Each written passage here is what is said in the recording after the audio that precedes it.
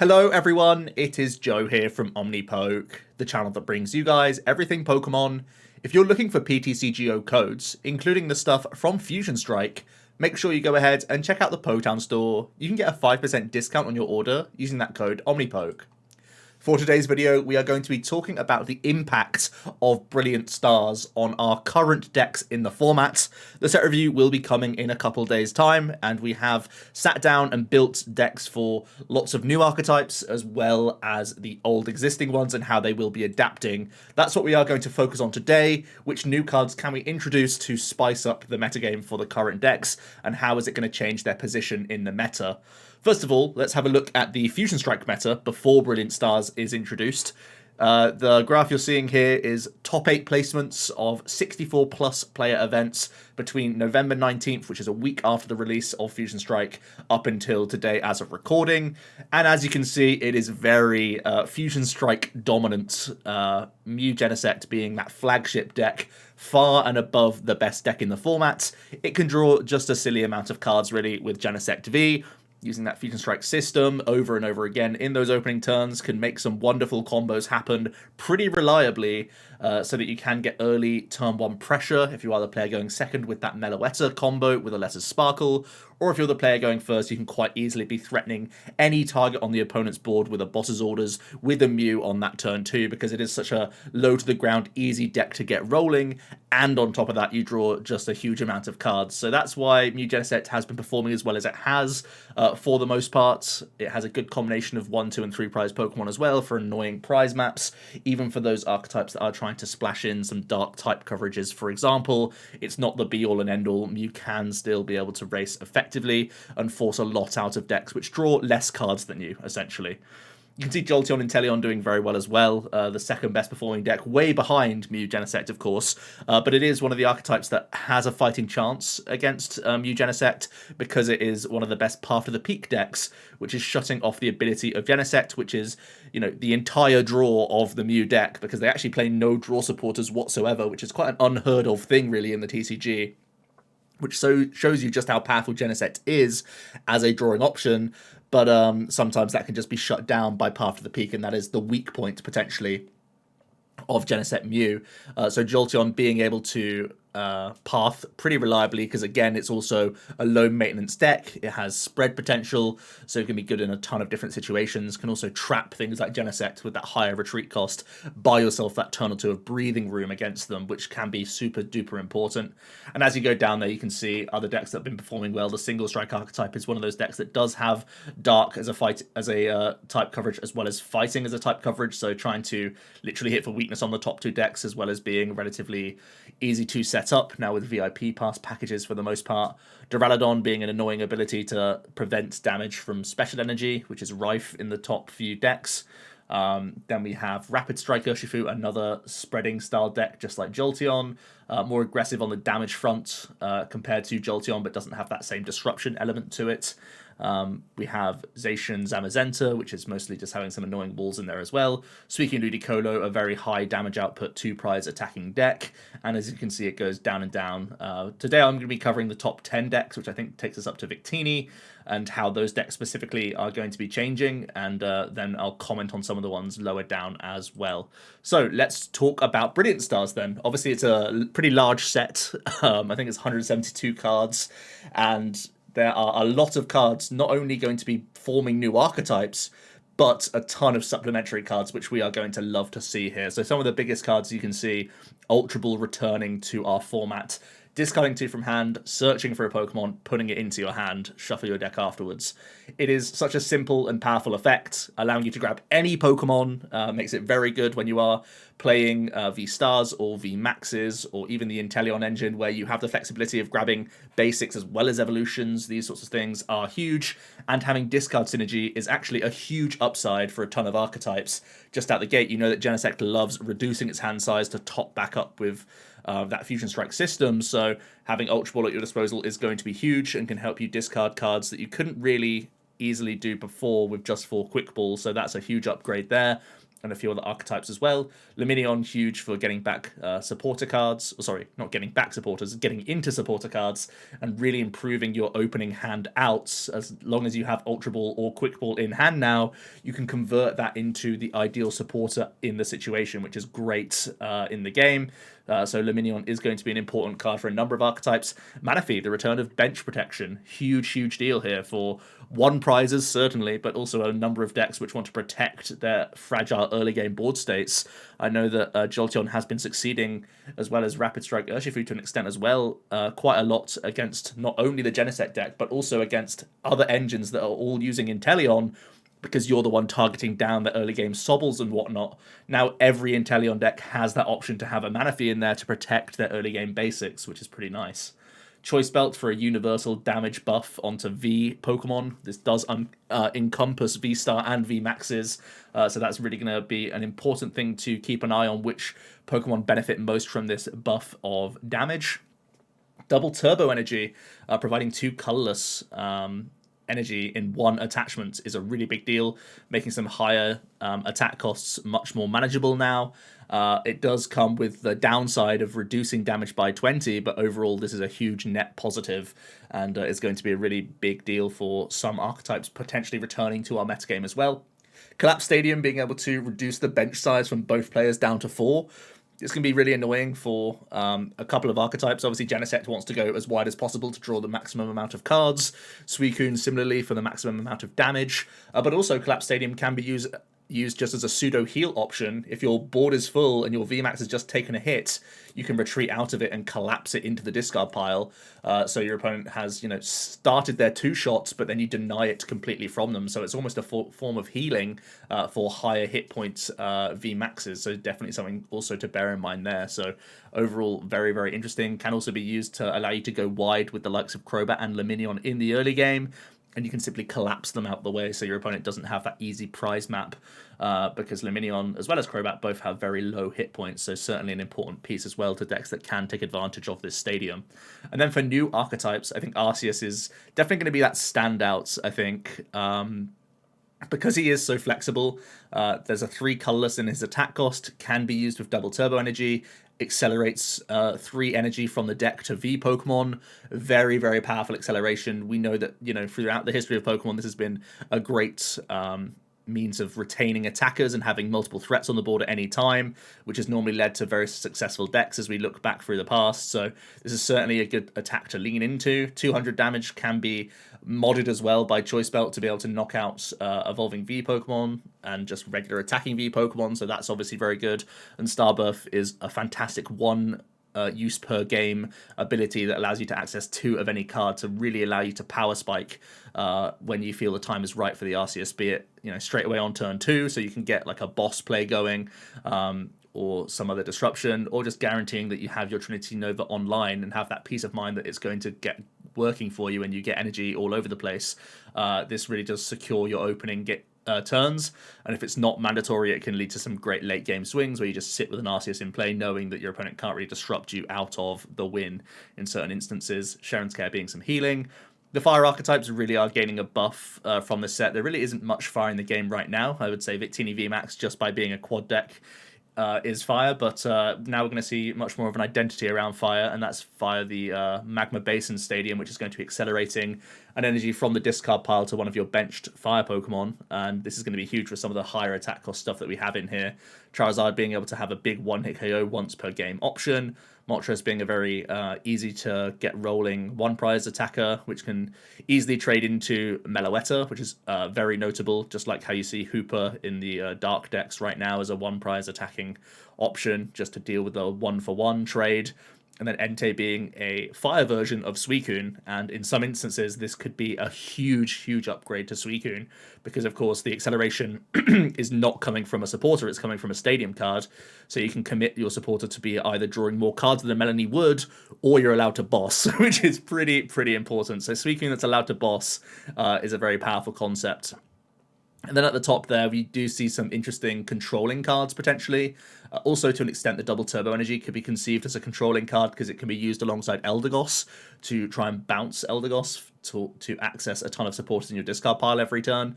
But up here, there's some good recovery supporters going on, and there's a Floatzel which has a reprint of Junk Hunt on a stage 1, notably using Water Energy, which combines well with Azumarill, as well as Seeking, which are currently already in format, so those can form a Zoroark Water package, potentially. So these three are kind of the new budding archetypes, I would say, from the set, just straight out the gate, you know, using the new cards as attackers and whatnot. And then for the majority of the large cards you can see on the screen here that I'm highlighting, these are going to be the ones that are going to be more flexible into a ton of decks. So let's go down the list then from the top decks that I showed on the graph, and we will start with Mew VMAX. And there's a few very interesting potential inclusions. I think Ultra Ball is pretty guaranteed because it's just so good. Even like right now, I've been cutting into like my Fog Crystal count and my Rotom Phone count, and you know, the Switch Cups and those sorts of lower performing cards. I think those just instantly go out. I'd happily play 4 Ultra Ball and 4 Quick Ball and 4 VIP Pass and still have Fog Crystal in the deck, because I just think that you love having so much extra discard fodder the entire time. You can go really fast and loose with Genesect now. You're far more easily able to reduce that hand size, so even when your board is only like 3 Fusion Strike Pokemon in those early turns, you can combine it with like 1 Rotom Phone and like a Genesect to draw 1 card, and it's going to work out pretty nicely for you. So Ultra Ball, huge deal. Go crazy with your ball search in the deck. I think Great Ball is the thing that's definitely going to be removed from you at this point. You just get yourself guaranteed cards the entire time. Ultra Ball having great odds of getting you, well, not odds, but guaranteeing you that VMAX as well, which was somewhat of an issue for Mew, where it was relying on Great Ball a little bit here and there. Sometimes you had to cram a Matic just to get a VMAX, and that felt really bad. So now Ultra Ball, being that all-star player, is great, and it means you can happily remove extra lesser sparkles from hand as well after those opening turns, so that's a great deal for you. Double Turbo Energy is usable with Mew. Of course, its first attack is a 2 colorless attack cost, so you can simply attach 1 to that Mew. It does reduce your damage output down to 190, which is a little bit awkward, but that is, of course, base damage output, and you still have tablets and Choice Belt that can help you push over the line. And interestingly, the combination of Double Turbo plus Choice Belt is essentially what a Vit Band would be right now in Mew, which is currently seeing some play. So I think this combination is pretty much guaranteed to be worthwhile. Double Turbo being really, really big, so that you aren't just losing to potential fan plays. So that's going to be really nice. And Crushing Hammer plays. I'm at like 1 to 2 counts at the moment in Mew, still having the Fusion Energy because Sparkle is still so important. But just having 1 or 2 Turbo Energy as even a Cramomatic option means that you don't have to Sparkle the turn that you get like knocked out plus Fan of Waved, which was some window of opportunity for certain archetypes where it was like, if you don't have it, you're going to lose on the spot, and Turbo Energy just gets you out of that rut, which is really nice. Collapse Stadium, potentially okay. It's one of those strange ones where you're reducing your Genesect draw, which is always risky. But the fact that Mew can be low maintenance, you know, just sat there with 1 attachment with a Double Turbo, now you can simply retreat a Mew, collapse it away, and that's another free turn that you've gained off the opponent. So Collapsed is a potential option. You love looking for replacement stadiums, but I do think there is the awkwardness that you don't have with some of the stadiums currently being played in the deck. Because of timing this sort of card. You don't want to hit it in the opening turns, obviously, because you have to play it out of hand to draw the maximum cards of Genesect, but then you're not able to go as wide as you would like. So I think it's probably less likely to go in than you'd expect, but it could still be like a one-off tech, potentially. And then Roseanne's backup is one of these supporters that I think is really bad to draw in like the top 70% of your deck, but is amazing to draw in the bottom 30, especially if you are playing the Double Turbo Energy now.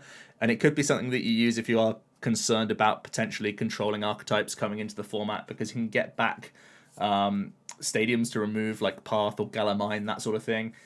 You can also shuffle back in Double Turbo Energy, which is huge. So yeah, I think this could be pretty important. Or even in random spots, you could get the extra Fusion Strike Energy back for even like a late game Meloetta style attack, which may surprise the opponent. Because, of course, once the Meloetta's normally knocked out, that means that their damage cap is far, far lower. But backup, getting you into the Fusion Strike Energy again could be a really big deal. But overall, I think the Ultra Ball is obviously the biggest buff. And I think the Belt and the Double Turbo are both like nice additions, which are probably going to be like 1/2 counts in the deck going forward. One other thing to note is that Choice Belt in every other archetype now will make the low hit points of Mew that little bit more known. I think right now the 310 hit points has been like high enough, and it hasn't been a huge issue in most instances. But potentially with Choice Belt, there will be a lot more things reaching that little bit closer to Mew. So I could foresee the Oricorio coming back into the deck. It's pretty nice at protecting the Meloetta against the likes of Moltres as well as Hooper. So there's a small benefit there. Compared to what it's doing right now, which is only protecting against Hooper. But also it means that the Mew is a little bit safer against Choice Belts. So I think the Oricorio might be becoming more of a staple yes than like a maybe, probably not. So just something else to bear in mind there.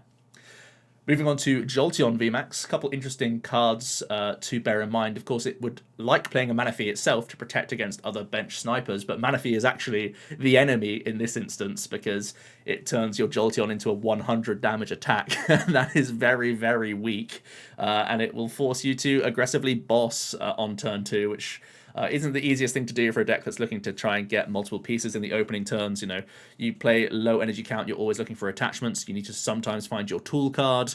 You need to find multiple evolutions as well as like a ZACIAN to ping here and there. So being forced to boss Manaphy early does really ruin your tempo and certainly slows down your prize map, which is something that you haven't had to deal with before. And for that reason, I'm kind of seeing the deck, like the JOLTEON deck that we're seeing right now, as long as Manaphy does see play in the format, I think it can't succeed. And I think you'd probably slot into more of like a JOLTEON being a package rather than being like a full deck. I can foresee the likes of Raikou, the likes of Vikavolt, the likes of potentially even Raichu from the new sets, combining into a deck with like a Fluffy package, then maybe having Jolteon in here as like a sweeper could be something you could bear in mind. Having a nice free retreat pivot is always good for a Fluffy deck as well, so something to think about there. I've also tried a small Arceus deck, well, playing Arceus but also having a 2/2 Jolteon package in there to do a similar thing, because the numbers of Trinity Nova into Jolteon VMAX's attack is really nice, so the Thunder Rumble. So yeah, that's going to be something to experiment with. Really, Ultra Ball is one of these cards which is like okay in an Inteleon engine. I think for the most part you still want Level Ball, Quick Ball, and you still want an element of Evo Incense because it's so nice just to Drizzle into Drizzle into Drizzle, etc. So Ultra Ball is mostly going to be like 2 counts, I think, unless you're playing something like Suicune or Entei where you really value that discard synergy where the Ultra Ball goes into those 3 and 4 counts. Just a few things to note there, but really I think Jolteon is kind of on the rocks based on how well Manaphy performs. And I think Manaphy is like guaranteed in one prize decks and not guaranteed in the majority of others.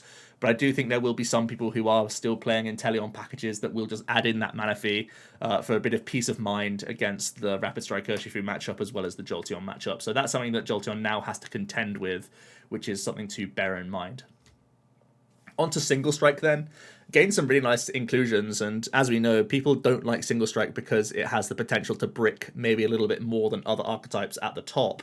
And gaining consistency is like a godsend for a setup deck, of course. So gaining those outs of Ultra Ball and Luminion now just to have something to play in those opening turns is stunning for Single Strike. Really, really important. Of course, your win rate is normally down to how many Hound Hours you get into play turn 1 and how many Hound Dooms turn 2.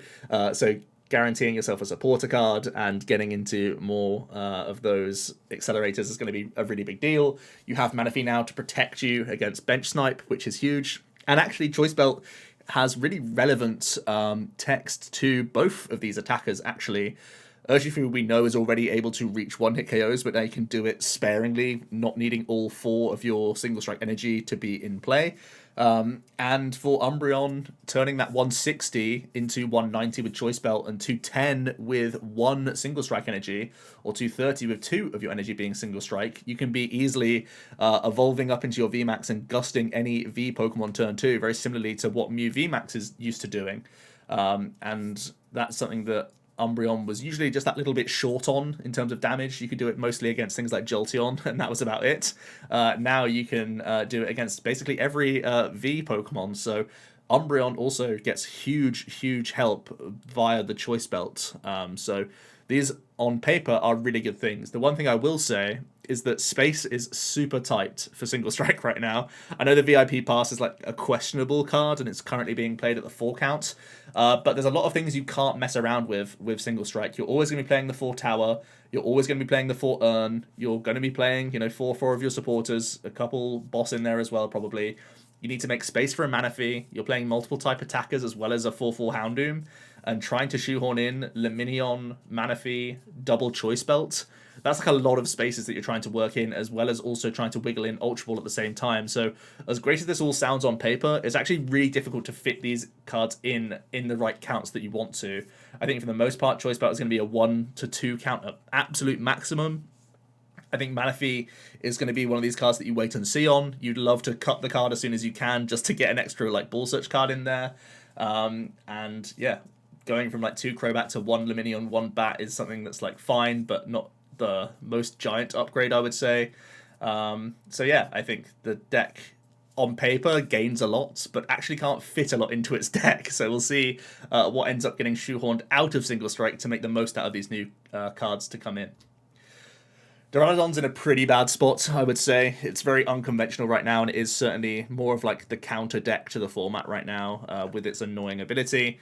And the new inclusions, you know, there aren't many. Ultra Ball's pretty good for you because you're playing a lot of Adventurous Discovery right now, and having that headache gone and playing actual supporters would be a bit of an upgrade, I would say. Especially because Ultra Ball can make Saucer potentially a better card in the deck. And there's a new Zamazenta, which can be improving your damage output, which is pretty shoddy overall, especially into V-Stars, and I think that's a huge problem for Duraludon.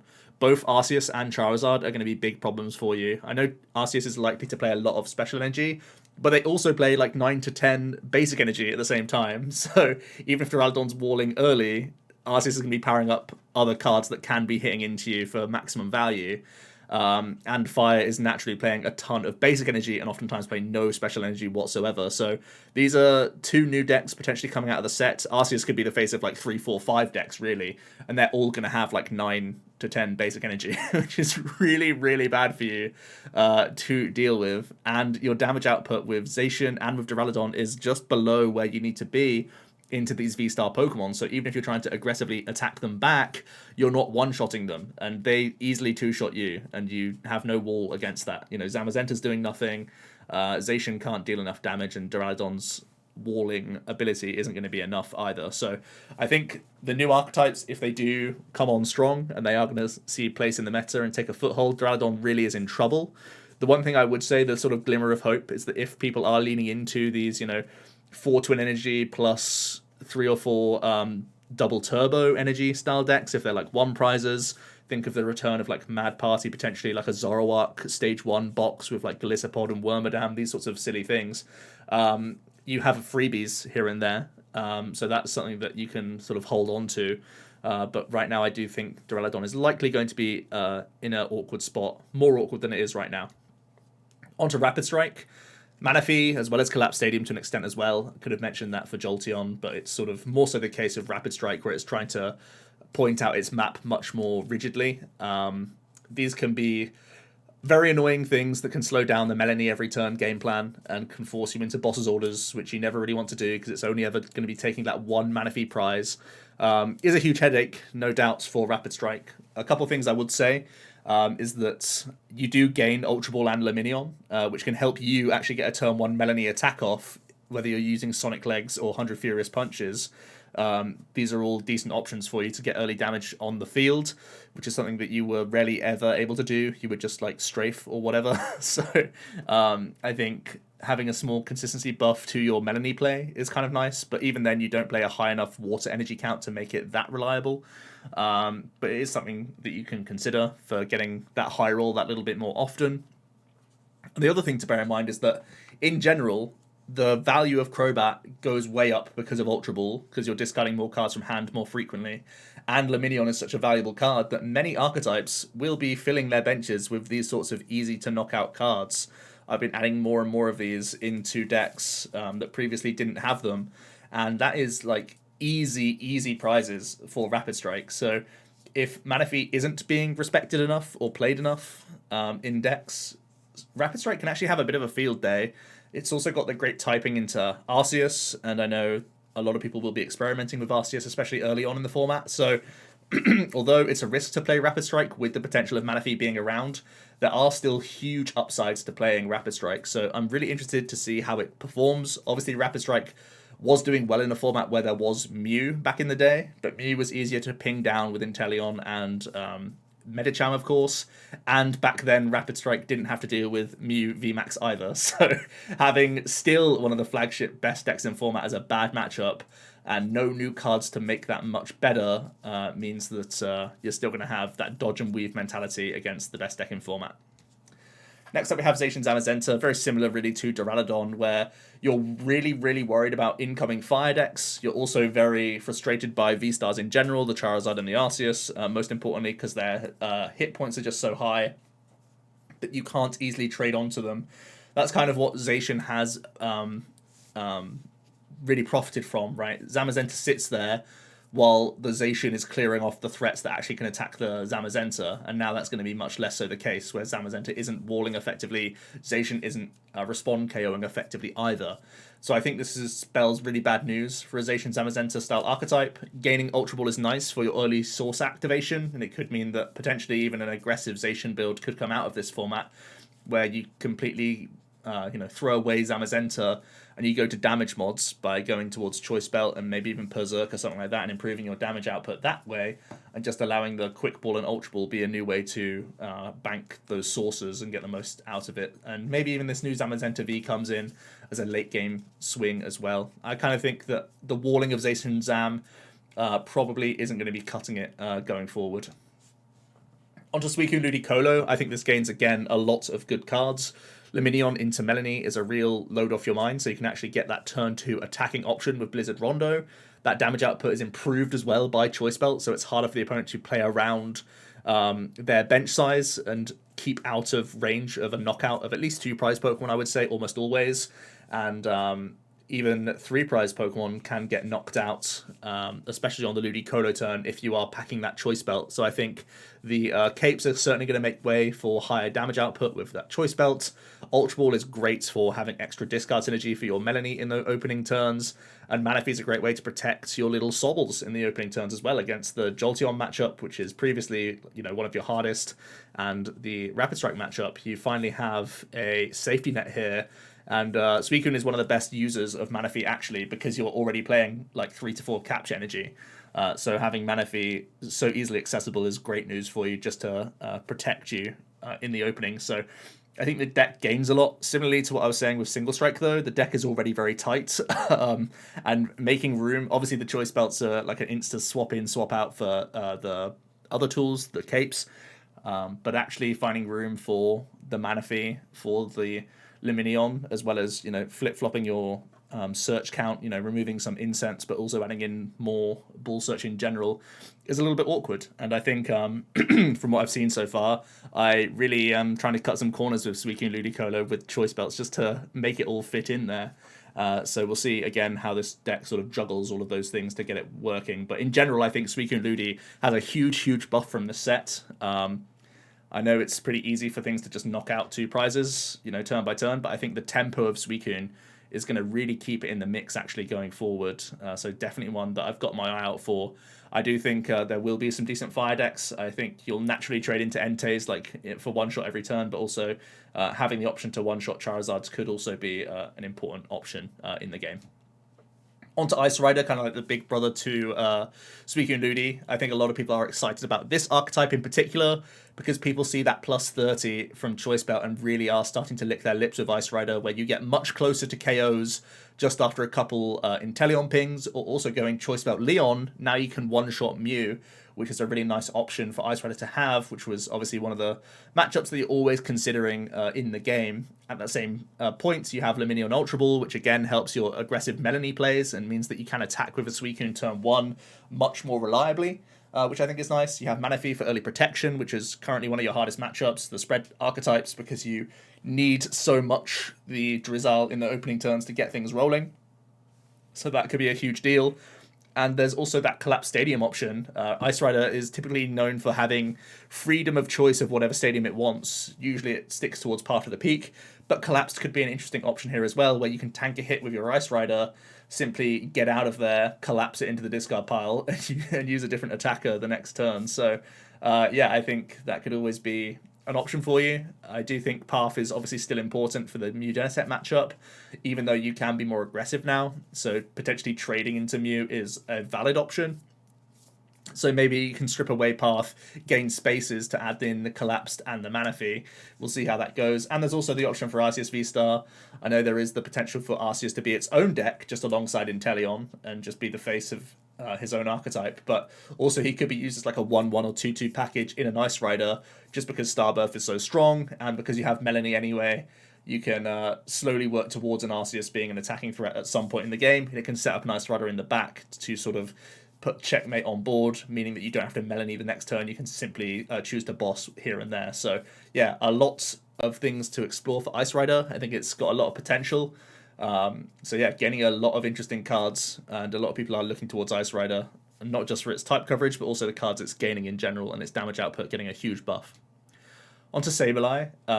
Again, a card that loves seeing Manaphy. One of the hardest matchups for Sableye right now has been Jolteon. They've been trying to work in Galarian Weezing to just slow down Jolteon and hope that they can't get their outs in the opening turns, but that certainly is a fragile game plan. So just having Manaphy is a really, really big deal here, and it really means that the one prize approach with Sableye coming into play only when you need to with Raihan is certainly going to have a much better time. And I think Choice Belt improves a lot of damage output as well, which is really nice. It means Moltres V can reach numbers, a prize earlier in some instances, especially with Inteleon pings coming down.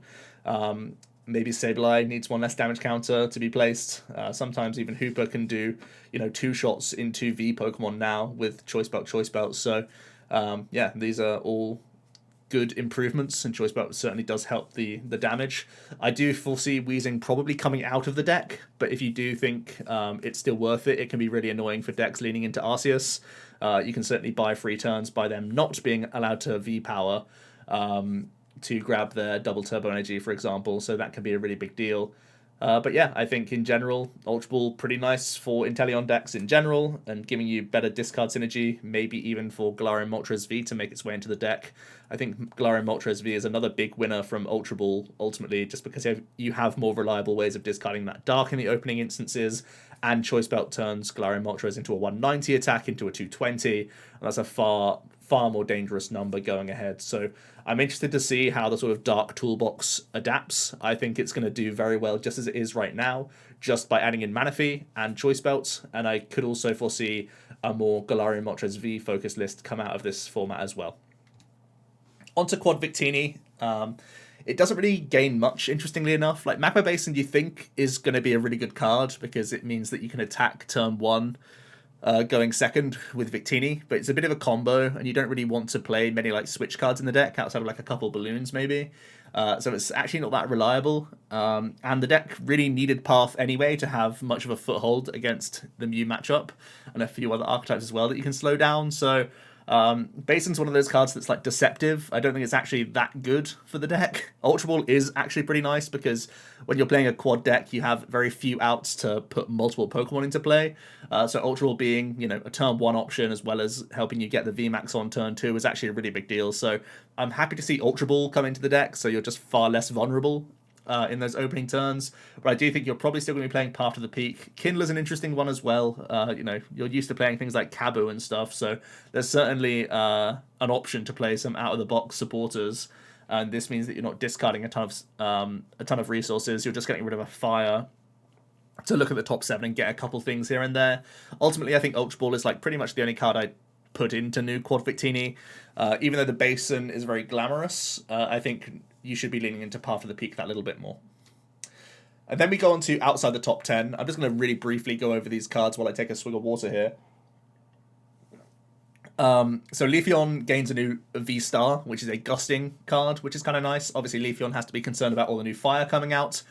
Gengar, very happy to see Ultra Ball, just like I was saying with Umbreon. And GMAX Swallow-Up is certainly going to be knocking out VMAXs now that you have the Choice Belt at your disposal. Malamar gains Cynthia, which is really nice as an extra supporter card and an upgrade to Bruno. And Manaphy, of course, is a great card for any one prize deck. Eternatus really loves seeing Ultra Ball, makes Crobat a far stronger card, makes Galarian Moltres V a far stronger card, and actually Choice Belt means that Dreadend can reach 300 damage output now with a full bench, and having ZACIAN pings on your side could be a way that you could reach VMAXs once again with Eternatus, which is very strong.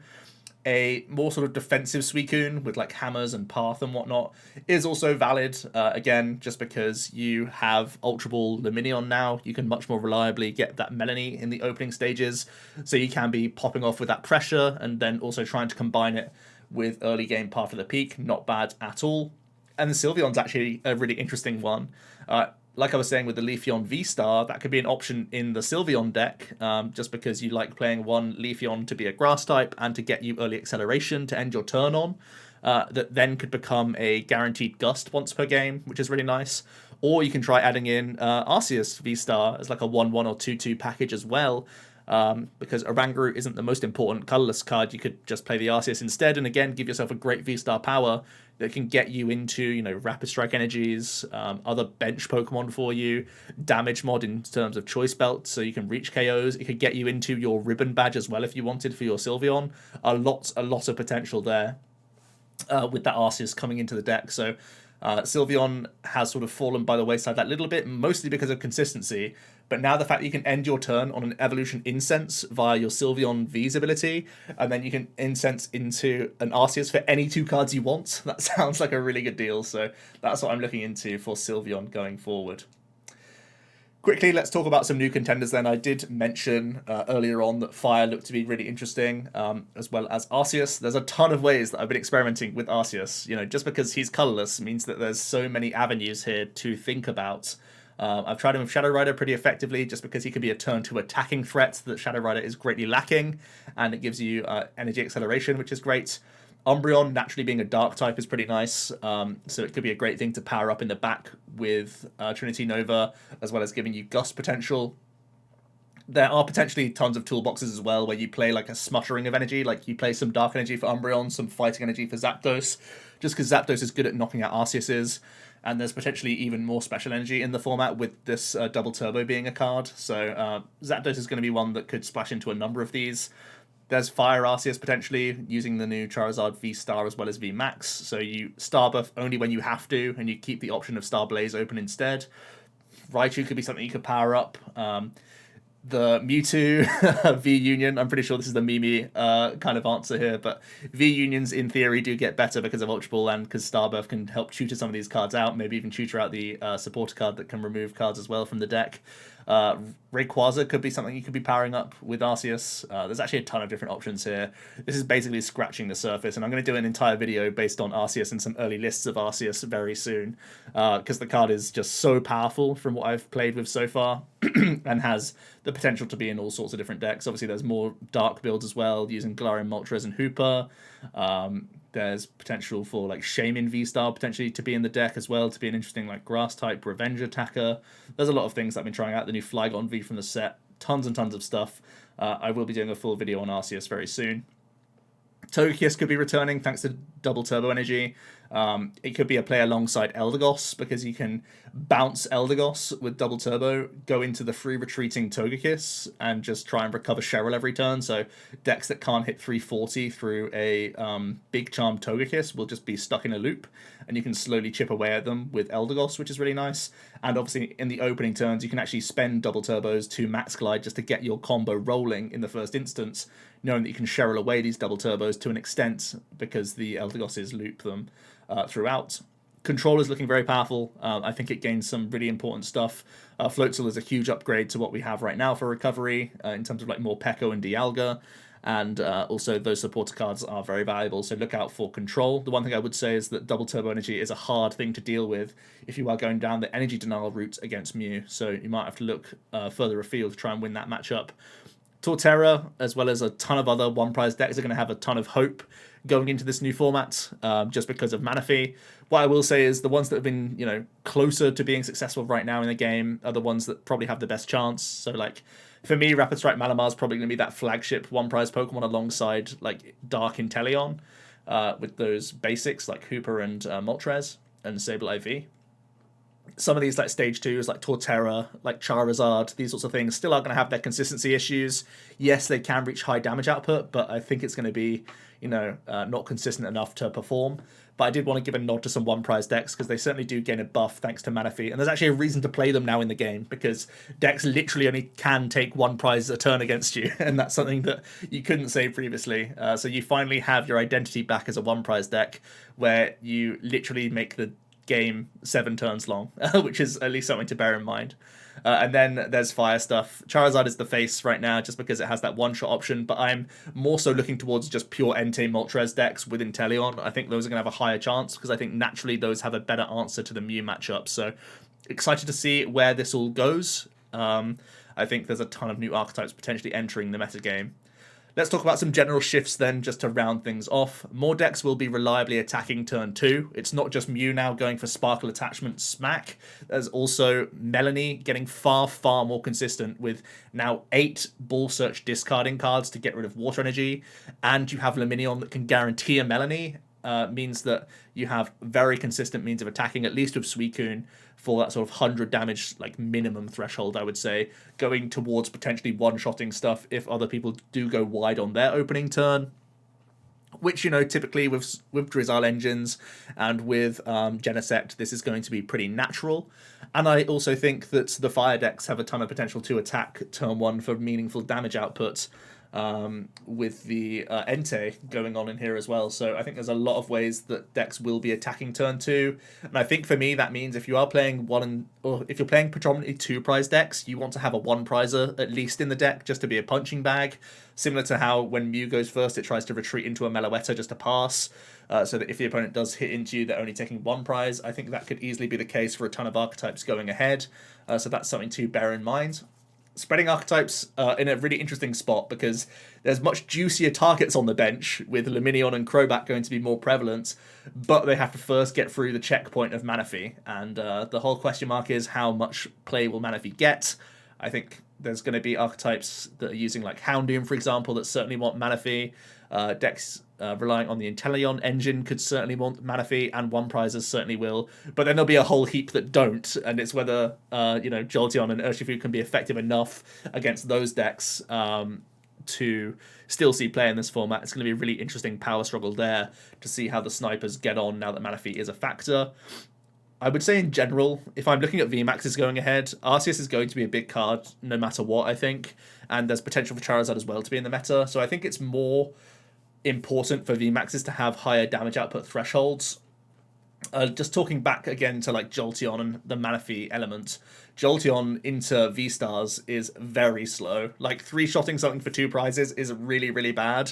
So you definitely want to have higher damage output VMAXs in the game so that you can compete with V-Stars, not just for this set, but as we push forward into more and more sets where V-Stars is going to be the flagship mechanic now, overtaking VMAXs, I do think it's going to be way more important to work towards higher damage output VMAXs. Those are going to be the ones with the most staying power going forward, so they can at least take those 2 prize KOs and try and be a little bit beefier. And then just the general rule of thumb, if your deck isn't working, throw in some Ultra Ball and Luminion, and you're going to have a far better time. Increasing your outs just to hit your opening basic got a whole lot better, which is such great news when Mew is so effective at boss KOing turn 2. We are much more reliably going to be able to get down multiple basics of our main attacker, which is at least something. Even if they are going ahead in the prize race, hopefully you can counter swing at them with more Pokemon in play from those opening instances. So yeah, and you can guarantee supporter, which is obviously great as well for some of these clunkier decks. That's going to be worthwhile for certain. So let me know your thoughts on the impact of Brilliant Stars. Was there anything I missed? Was there anything that you want to discuss further? I'd love to hear it down below. For now, though, it has been Joe from Omnipoke, and I will see you guys for another video tomorrow. Cheers.